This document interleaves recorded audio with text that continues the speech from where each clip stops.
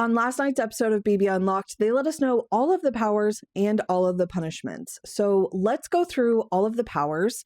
I want to chat about some of them. And then at the end of the video, we will do a quick overnight live feed update because there's not much that happened overnight to update you on.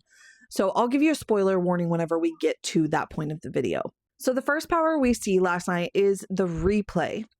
In a normal week of Big Brother, if you are the outgoing head of household, you are not able to compete in the new head of household competition. But with this replay power, you would be able to compete back-to-back weeks. So this power, it's interesting, only an advantage if you are able to win head of household competitions.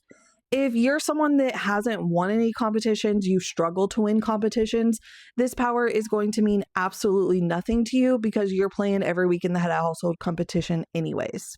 Next power we saw was the never not. This one is, just such a nothing burger to me. This basically just means if you get this power, you will not have to be a have-not for the remainder of the time from the time that you get the power. The next two powers we saw were from just last season. I just think it's so funny that this BB time capsule was supposed to be revisiting powers and punishments all throughout Big Brother history, and yet two of the powers and one of the punishments are from literally just last season. This is a twist that only lasts 6 weeks, and if both of these season 26 powers end up being won, 50% of the powers and punishments of this twist are literally just from the previous season. The first one from last season is the mystery player. Basically how this power works is you can have a former player play on your behalf in the veto competition. Again, we saw this last season. Keanu activated his power and the winner of season 20, Casey Clark, competed in the veto on his behalf and actually ended up winning that competition. So I don't know. I think this is a fun element, but I don't know that it's really all that advantageous unless you are not a good competitor. If you're not a good competitor, this is a really good power for you if you ever find yourself on the block and you're in trouble and need that veto to be won. We also saw from last season the BB bribe. Honestly, I had a lot of questions about how this power was actually going to work last season. I still have the same questions, but essentially there's a dollar value. I think Jerry O'Connell mentioned $5,000, so we'll say it's going to be that much. And you're able to bribe someone else in the house with, if they accept the offer, but I think that it was a rule last year that they had to accept the offer if it was presented to them. So you could bribe them for a vote, you could bribe them to not put you on the block, different things like that. But this power did not get used last year. It did go to waste by Zach, unfortunately. So I have a lot of questions about how this would actually play out. So not a lot of opinions on that one yet. Then we have what I would say are probably the two most powerful power options, which is the diamond power veto, which will allow that holder to save someone from the nomination block and then also name the replacement nominee to go up in their place. They cannot name the current veto holder or the head of household, or if someone is saved by the regular veto, they would not be able to nominate that person either. We also have the coin of destiny. The coin of destiny is the reason I would say that this is not the most powerful one is because there is an element of chance with this one. So the way this one works is someone wins head of household, you activate your coin of destiny power, you go into the diary room and you choose heads or tails for a coin flip. At the nomination ceremony, production will let them know that this power has been activated, and the current head of household will then perform the coin flip. And if your guess is correct, then you secretly take over the head of household. No one knows it's you. But there's that 50-50 chance where you don't guess correctly, so nothing happens. One thing that I'm interested to see is when this power was used in the past, the person who secretly became the head of household then had to secretly throw the following week's head of household competition because you're not supposed to be the head of household back to back, of course, unless you have the replay power. Okay, let's move on to the overnight updates. If you don't want any live feed spoilers, now would be the time for you to move on from this video. Honestly, like I said at the beginning, there's not a ton that happened last night. Jason is very much aware that there's an alternative plan that involves him being the target.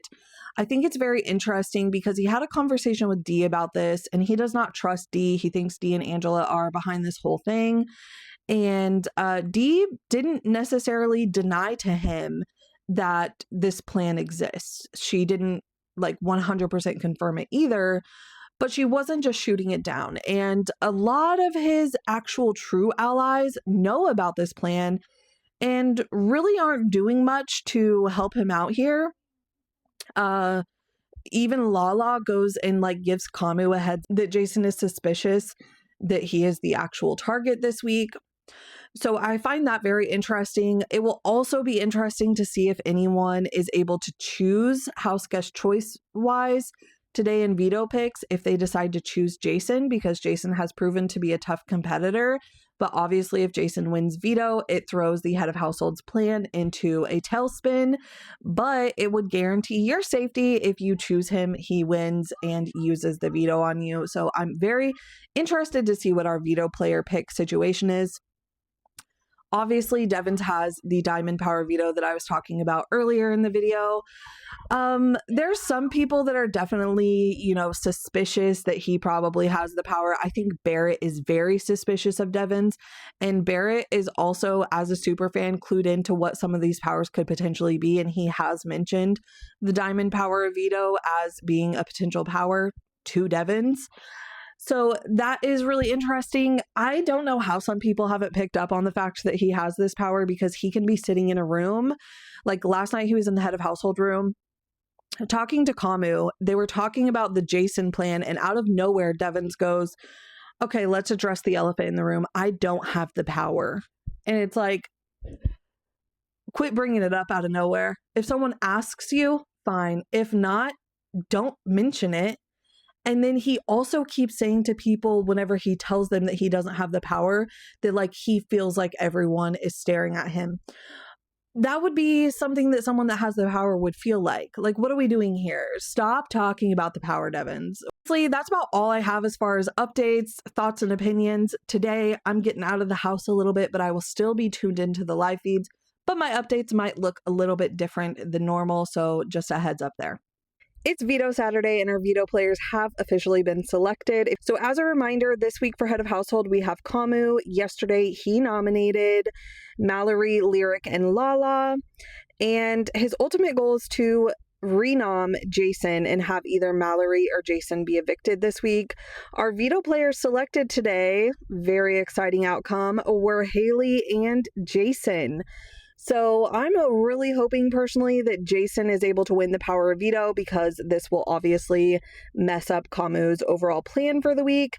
There's already been some conversations in the house between Drew, Yash, Devins, and Jason as well about how interesting it would be if Jason were to win the power of veto and then maybe take off Lala or Mallory from the block.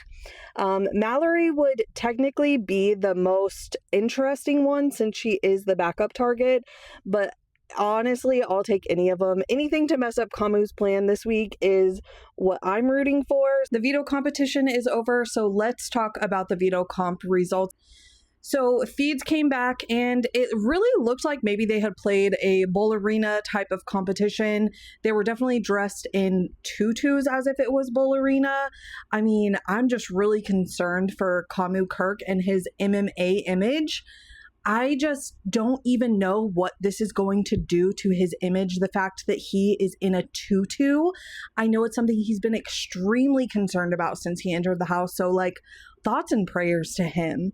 But he didn't win the power of veto. Unfortunately, it still isn't the greatest outcome because Lyric is the power of veto winner today. I don't think it was actually bowl arena, because some people have mentioned that this was Lyric's comp because it was some kind of a tennis situation, and she apparently is good at tennis. I'm sure that the plan is going to be for Jason to be the renom. Obviously, Lyric is going to save herself on Monday. But there's still a lot of little things bubbling around the house. There's a lot of tension within the tool shed.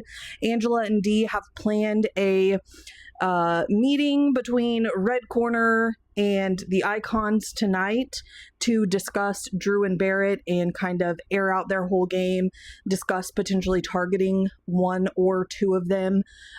So there's a lot of drama. Lala is also very annoyed with a lot of things. Apparently, Mallory picked her in the competition because it was like a head-to-head battle. And when Mallory went up first, she chose Lala first.